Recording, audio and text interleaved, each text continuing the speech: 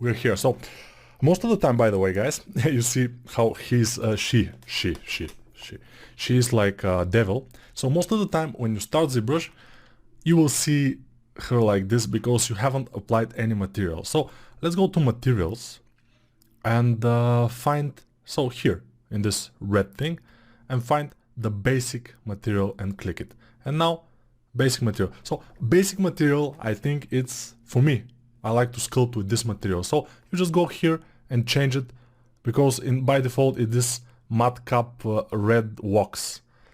This is the default material. So we go to basic material and it will be fine. So what we like to do is just a little bit more customization, just a little bit, I promise. So now we go to enable customize, and you probably notice how my buttons and everything is a bit smaller now, because I restarted ZBrush after I went to preferences, interface, and decreased the button size to the minimum, which is 38. And then when I restarted ZBrush, it's like this now. So what I like to do else just a little bit is first go to palettes in the interface again, and one open subpalette, disable it, because I would like to have subtools open, I would like to have geometry open too. If one open subtool palette by default is on, you cannot have two open subpalettes. You can have one, and when you open the other one, the first one closes, which I don't like. What else? What else? Yeah, there's more. So we have to kind of put few materials in here, just 3 materials, just to have them. So first we'll go to open this by double clicking here.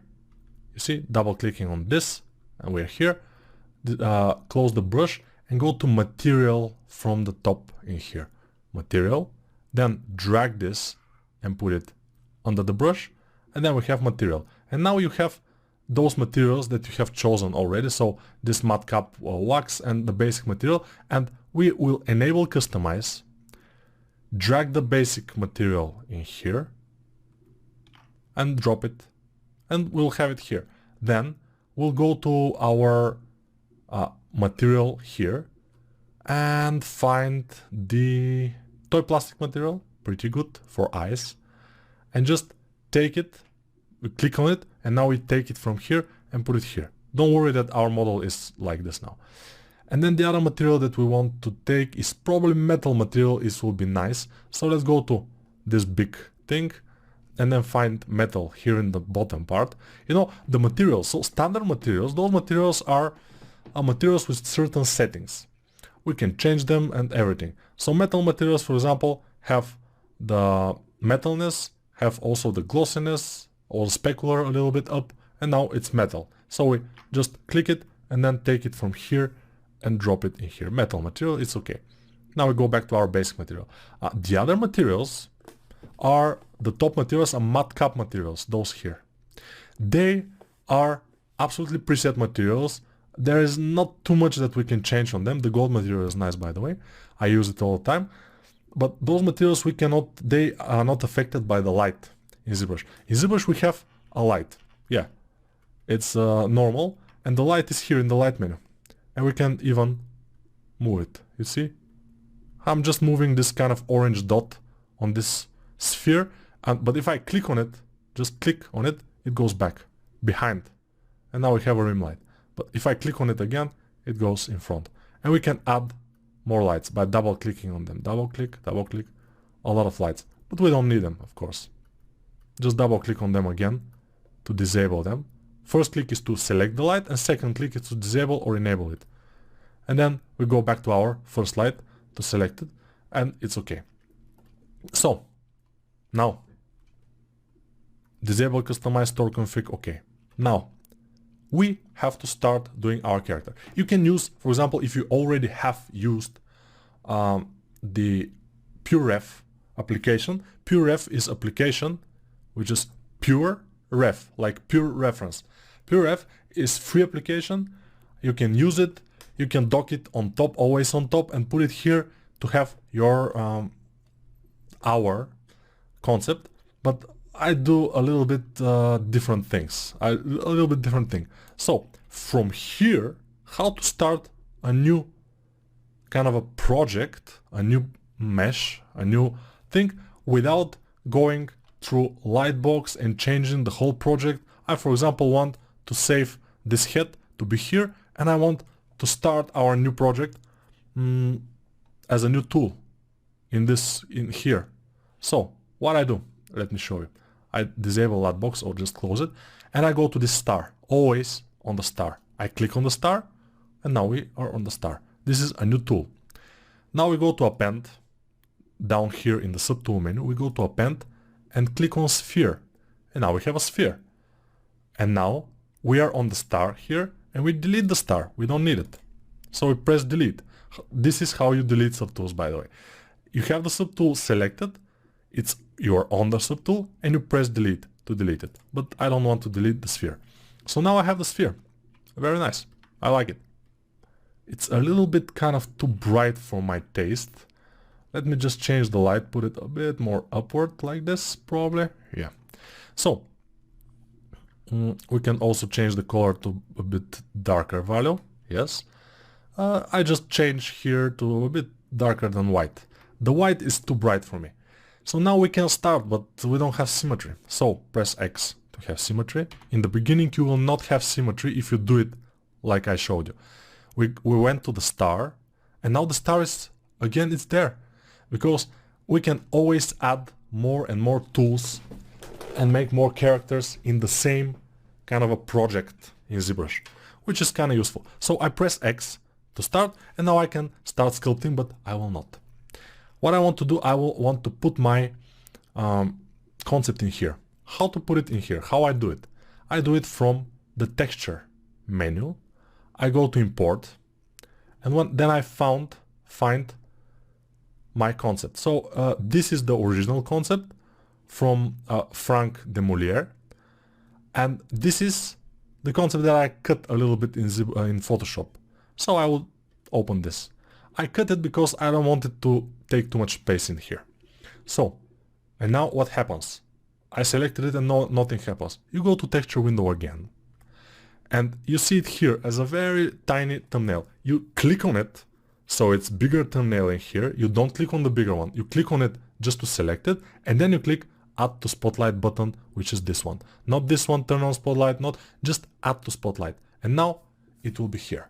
So now inevitably I should tell you more about the spotlight. The spotlight function in ZBrush, it allows you to project, for example, you want to make a skin.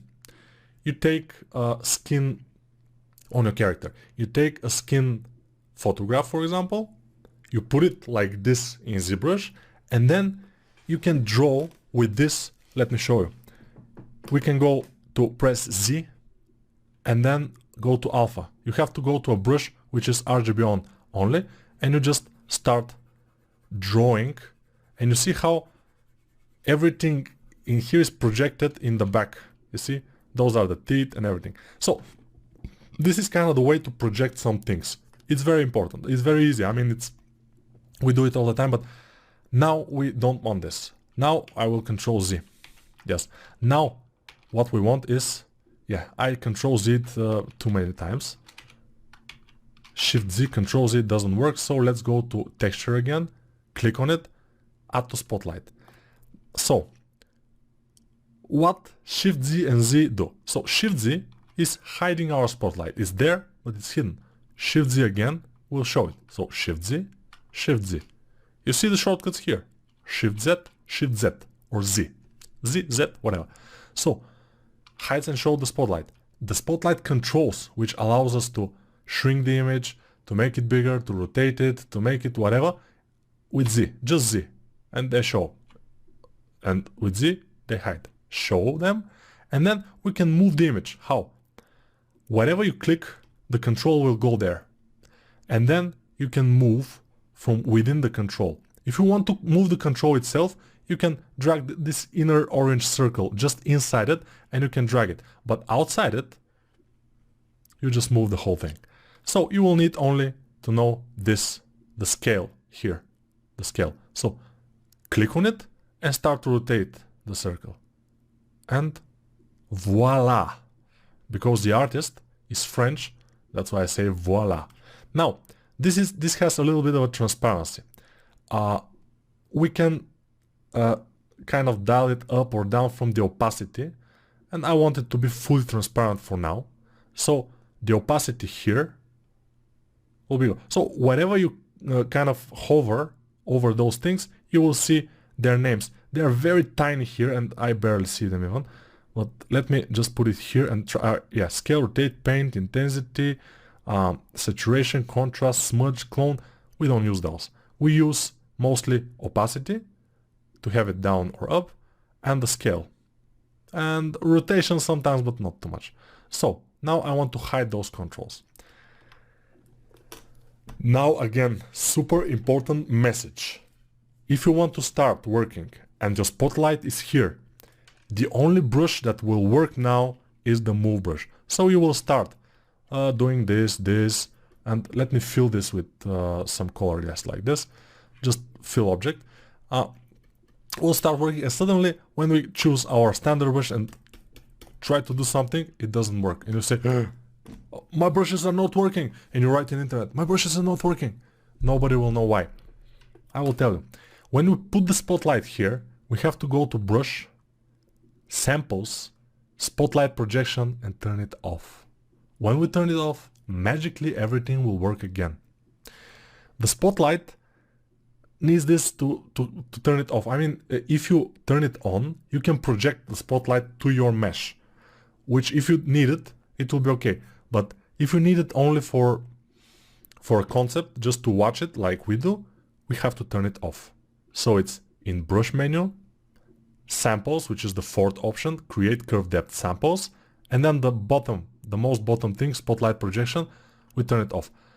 In my interface, I even gone to a greater distance and I took this and put it here, just customize it and put it here, which you can do. But for now, we can start with this sphere. Let's Control Z to make it spherical again. Okay, now it's a complete sphere, and I will fill it with this gray color, and we can start. It's not a complete sphere, but it's almost. So now we have to start. I start, obviously, or most of the time I start from the head. So we can notice the head is not exactly a sphere, but it's a little bit spread out sphere. So with the big move brush, we can kind of make it like this. Of course, everything is changeable, so we don't need to worry too much about this. So now we need to make some nose. Let's kind of see. The nose will come from the middle, so it will come. I will mask this area here. Make sure you have symmetry. So the nose will come from this area and will go up and away. So invert the mask with Control dragging. I made the mask. Then Control clicking outside the object. I invert the mask. Then with my pivot W, I will just push this onward like this. And this will be our nose. Of course, it's not exactly, but it will be later. So now the polygons are pretty stretched, so we need Dynamesh. Dynamesh is something that we will need probably a lot. So I suggest we go to Enable Customize.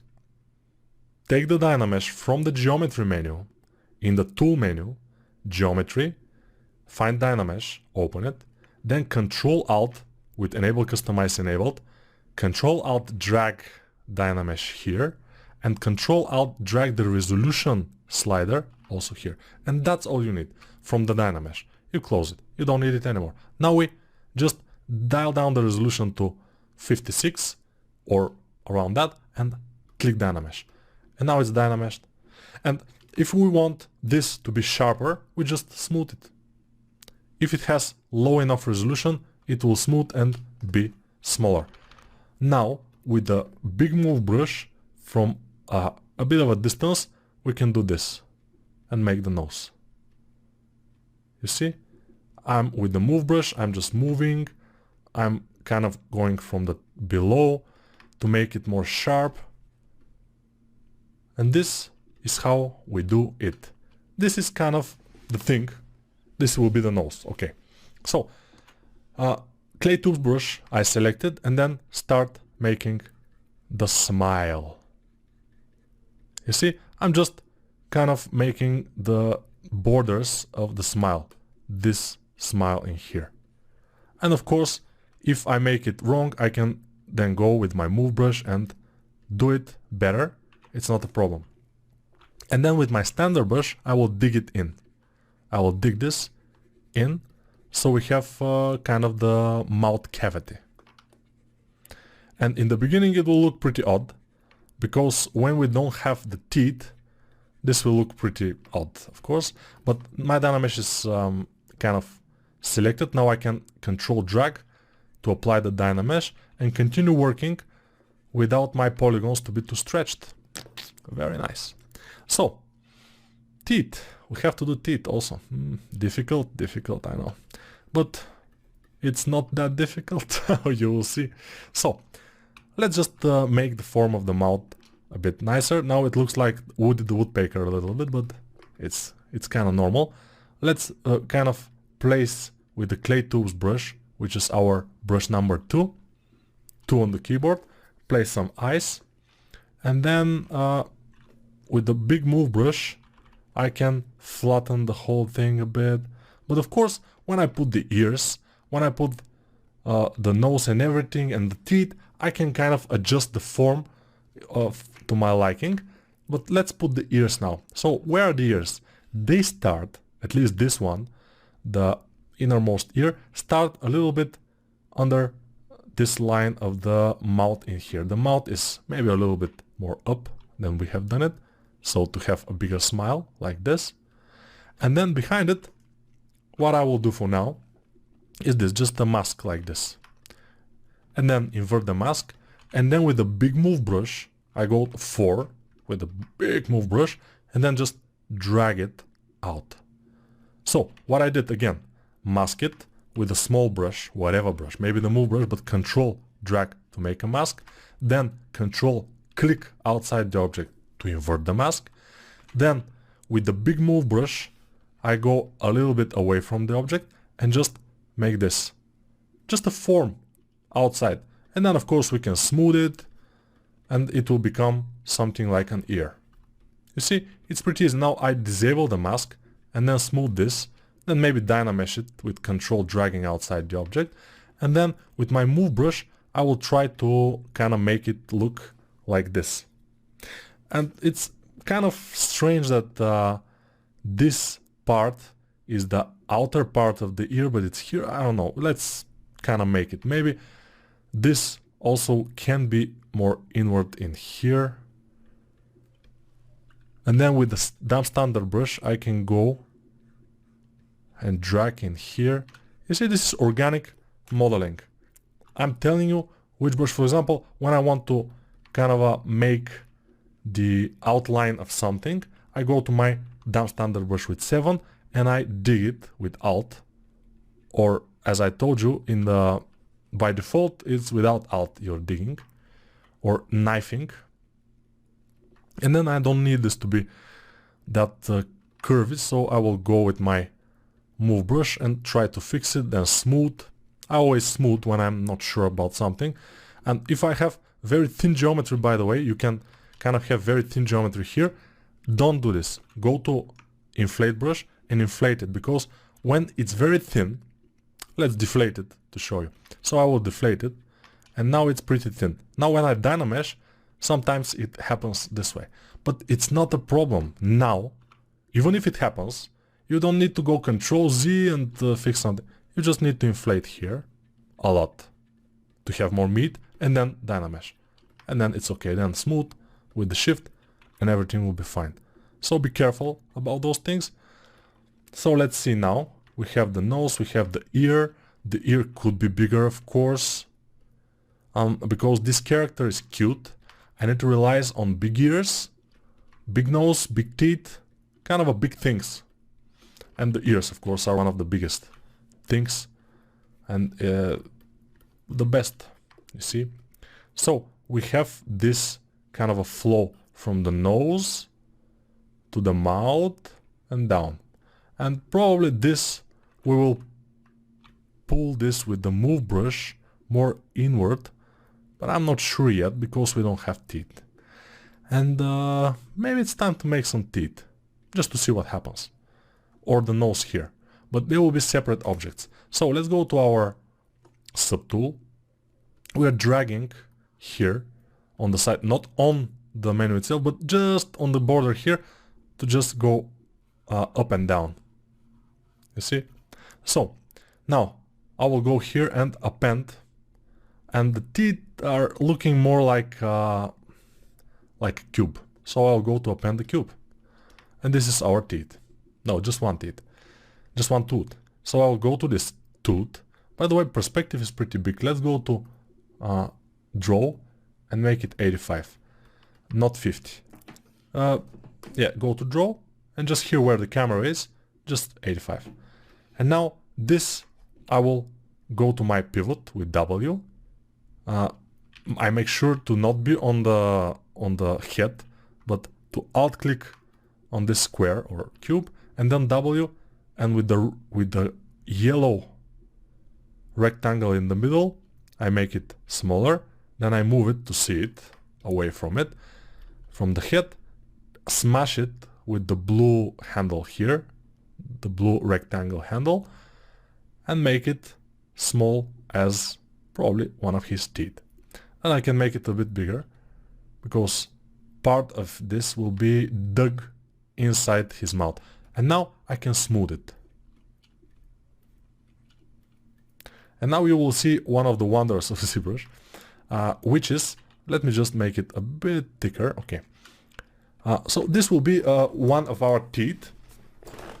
And so if we dynamesh this, and if we dynamesh this at the same resolution as this, 56 for example, dynamesh, it will be very low. You see, it's pretty low. We need it to be higher resolution because it's a smaller object. Smaller objects needs to have higher resolution to have kind of a good density of their polygons. If now dynamesh is not working, you just have to click a little bit on the object just to move it just tiny bit, just to reset it, and then dynamesh it, and now it's working. Now this, I think it's okay. And now we have to kind of move a lot the object and place it. So I will rotate it. You see how now it's here. Now I will go above it, and with the green circle I can rotate it, and then I can move it with this, or I can move it with this. But I prefer to move it with those kind of angular things here, because they are moving according to the screen, which is pretty nice. I like it. So I will rotate, place it whatever I want, make it even smaller maybe, put it here. Maybe we can start from the center to teeth. So let's place it in the middle, around the middle. And now probably we'll need to, we don't place it exactly in the middle. We place it a little bit on the side, because now when we mirror it, we don't need them to be one on top of the other. So what I will do is go to Z plugin. What was this? Subtool master, and then mirror. And this I will need a lot, so I need to take it away. So I enable customize. I go to Z plugin. I go to Subtool master, open it, and then Control Alt, drag mirror in here, and drop it. And nothing happened because I didn't drop it exactly where I have to. So I do it again, Control Alt, drag, and put it in here. And it again didn't happen. I don't know why. And I'm starting to get a little bit upset. So I go to Z plugin, mirror, and drag it here. Now it's happening. Let's drag it here now. Maybe here I cannot drag it. I can drag it only here. Who knows? But it's okay. So disable customize, store config, okay. And now we just press mirror while we're on the tooth. Make sure we are on x-axis, because this is what we need. The z-axis no. X-axis, which is by default, and then we press OK. This means it will merge into one subtool, not append as new, we don't need it, and on x-axis, yes. And now we have two front teeth. It looks exactly like the Woody the Woodpecker, but without ears, whatever. We don't care about that. So now we need to turn on symmetry with X on the keyboard, and then press W for a pivot, and just move the pivot a bit on the side with Alt, and the X is not pressed. Okay, I will press it, and now we can move it closer. Don't touch them. Just move them closer together. If you touch them, yeah, you can touch them. Sometimes when two Dynameshes are touched, they combine. And this is, for example, the ears. If I go ahead and select the head and then touch the ears, they will not combine. Yeah, sometimes they combine. So I'm pretty careful with that, because sometimes when they touch, and even without dropping the mouse, you try to separate them and they are already like combining and stretching geometry. It's a very bad thing. So the teeth are here. So what we have to do in order to move the pivot, for example, we are on the teeth and we want to move the pivot because it's here, for example. It's no, let's go to the teeth with alt click, and the pivot is somewhere here, for example, and we want to move it on the object, not the pivot, but the, yeah, this thing, the gizmo. I always say pivot, so don't mind me. Now we are on our gizmo, so we are on moving here, and we need to move it here. Alt click on the object and it will come exactly in your alt click. And now we can control, very important, control drag to just copy the current object into the same subtool. The other one is masked, so now we can just work on this one. Pretty cool. This is pretty cool. So those are some of the teeth, obviously. They look pretty hideous, but whatever. Yeah. So next, when we are happy with this, from the bottom view, we will adjust it and put it in place and rotate it to see where it is. Where we are happy, we control drag again. And then rotate, put it wherever. Maybe from here we can put it a little bit more up. And then control drag again. He has a lot of teeth, by the way, you can see. And then we are kind of happy with the overall look of our teeth. We disable the mask by control dragging outside the object, and then we can of course go and just move a little bit, just play with this by just the move brush, and we can go separately in each teeth with move topological brush, which I told you we can use, because with the normal move brush, if we get it with the big move brush, we are moving everything. But with topology brush, move topology brush, we are moving only where the center of our brush is, the object that is in the center of our brush. So this, for example, we can make it a vampire thing, and you see it's working. So Control Z to not be a vampire, and it's okay. With this we'll finish this video. I will continue in the next one with the bottom teeth, and we'll start probably the mask and the eyebrows and the nose. We'll see where we will go, but for now it's over, and yeah, see you in the next video, of course.